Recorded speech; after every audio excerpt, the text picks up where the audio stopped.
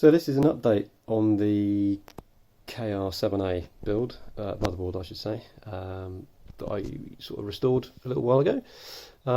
Things have moved on.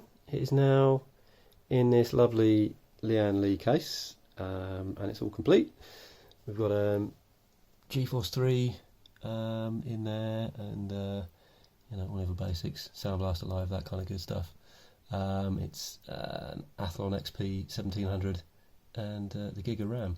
So this is a really nice system now. Just waiting really to load it up with games and have some fun with it. But yeah, it's PC7 Plus case. Always been a huge fan of the Lian Li cases. Had a PC70 back in 2001. So yeah, I've been on the lookout for one of those, and it's a good one. Cleaned up very nicely. So that sort of is complementing the build I did last year, which is in a nice Antec period case, all complete.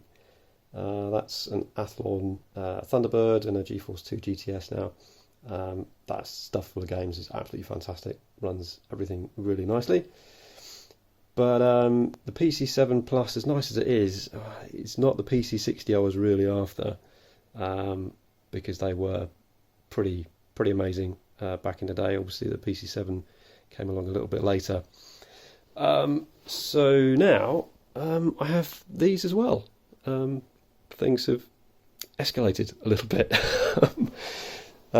So this was an acquisition from last night. So we've got a PC60 USB, and this is kind of interesting because this is an early PC60, because it's still got the original power buttons on it, and it's also got the indentation in the side panel there, but it does have 4 USB ports. Everything's caked in dust at the moment, so that's quite cool. So yeah, as I say, I believe that is a PC60 USB. And then we've got a PC60. I think this is just a later generation PC60 because it's got the vents in the top, and it's also got USB, but only 2 USB on the front this time. And we've also got the external switch for the fan controller on there as well.